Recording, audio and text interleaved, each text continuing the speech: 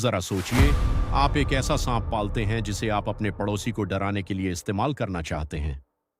आप उसे दूध पिलाते हैं, उसे पाल पोस कर बड़ा करते हैं, लेकिन एक दिन वही सांप पलटकर आपको ही डसने लगे। कुछ ऐसा ही हुआ है पाकिस्तान के साथ। फरवरी 2026, इस्लामाबाद का रावलपिंडी गैरीसन। पाकिस्तान के सबसे बड़े जनरल्स एक बंद कमरे में बैठे हैं। उनकी स्क्रीन्स पर किसी दुश्मन देश के नहीं, बल्कि उन्हीं के पाले हुए तालिबान के ठिकानों की सैटेलाइट तस्वीरें हैं। 27 फरवरी को जब पाकिस्तान के रक्षा मंत्री ख्वाजा आसिफ ने खुली जंग का ऐलान किया, तो दुनिया हैरान रह गई, क्योंकि ये जंग उस तालिबान के खिलाफ थी जिसे पाकिस्तान अपना मास्टर स्ट्रोक समझता था। सेक्शन 1, दी ब्रेकडाउन। असली वजह क्या है? तो आखिर ये रिश्ता टूटा कैसे? दोस्तों, इसे आसान भाषा में समझते हैं। 1994 में जब पाकिस्तान की इंटेलिजेंस एजेंसी आईएसआई ने मुल्ला उमर नाम के एक साधारण मदरसे के टीचर को चुना था, तो उनका मकसद सिर्फ एक था, स्ट्रैटेजिक डेप्थ। पाकिस्तान को एक ऐसी सरकार चाहिए थी जो भारत के खिलाफ उनका साथ दे। उन्होंने तालिबान को पैसा दिया, हथियार दिए और 1996 में उन्हें काबुल की गद्दी पर बैठा भी दिया।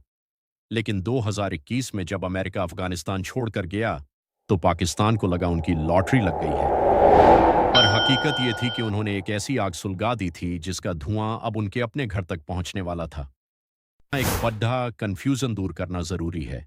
एक है अफगान तालिबान और दूसरा है टीटीपी, यानी तहरीक तालिबान पाकिस्तान। पाकिस्तान को लगा था कि अफगान तालिबान उनके इशारों पर चलेगा और टीटीपी को खत्म करने में उनकी मदद करेगा, लेकिन हुआ इसका ठीक उल्टा। अफगान तालिबान ने टीटीपी को अपना छोटा भाई मानकर अपने यहां पनाह दे दी। सिचुएशन ऐसी बन गई कि पाकिस्तान का सबसे बड़ा दोस्त तालिबान पाकिस्तान के सबसे बड़े दुश्मन टीटीपी का होस्ट बन गया। और पिछले 2 सालों में पाकिस्तान के अंदर धमाके और मौतें इतनी बढ़ गईं कि आंकड़ा 2025 तक 4000 के पार चला गया। आर्मी चीफ असीम मुनीर के पास अब कोई रास्ता नहीं बचा था। सेक्शन 3, द डार्क रियलिटी, अस्पताल और बेगुनाह। फरवरी 2026 के आखिरी हफ्तों में यह तनाव एक फुल स्केल वॉर में बदल गया। पाकिस्तान ने सीधे काबुल और कंधार पर एयर स्ट्राइक्स कर दी, लेकिन इस जंग का सबसे भयानक चेहरा सामने आया 16 मार्च को। काबुल का ओमिद अस्पताल। रमजान का महीना था, लोग अपना इलाज करा रहे थे, तभी आसमान से आग बरसती है।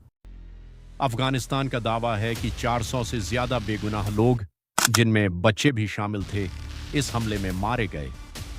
पाकिस्तान ने सफाई दी कि उन्होंने आतंकियों को निशाना बनाया, लेकिन मलबे में दबे हुए अस्पताल के बेड और रोते हुए परिवारों की तस्वीरों ने पूरी दुनिया का दिल दहला दिया। Conclusion, the big picture, Bharat का एंगल। अब सबसे दिलचस्प बात, पाकिस्तान ने यह सारा खेल रचा था भारत को अफगानिस्तान से दूर रखने के लिए। लेकिन आज का सच क्या है? आज वही तालिबान भारत को एक भरोसेमंद पार्टनर के तौर पर देख रहा है। वहां सड़कें बन रही हैं, डैम बन रहे हैं और भारतीय कंपनियां वहां काम कर रही हैं। जिस तालिबान को पाकिस्तान ने अपना हथियार बनाया था, आज वही तालिबान भारत से हाथ मिला रहा है और पाकिस्तान के लिए सिरदर्द बन चुका है। इतिहास का सबक बहुत सीधा है। अगर आप अपने आंगन में सांप पालेंगे तो वो सिर्फ पड़ोसी को नहीं डसेगा, मौका मिलने पर आपको भी अपना शिकार बनाएगा। आपका क्या मानना है? क्या पाकिस्तान कभी इस दलदल से बाहर निकल पाएगा या ये उसकी सबसे बड़ी ऐतिहासिक भूल साबित होगी? कमेंट्स में अपनी राय जरूर दें। ऐसी ही गहराई वाली रिपोर्ट्स के लिए सब्सक्राइब करें अनसीन एजुकेशन। मैं हूं पंकज राजपूत। जय हिंद।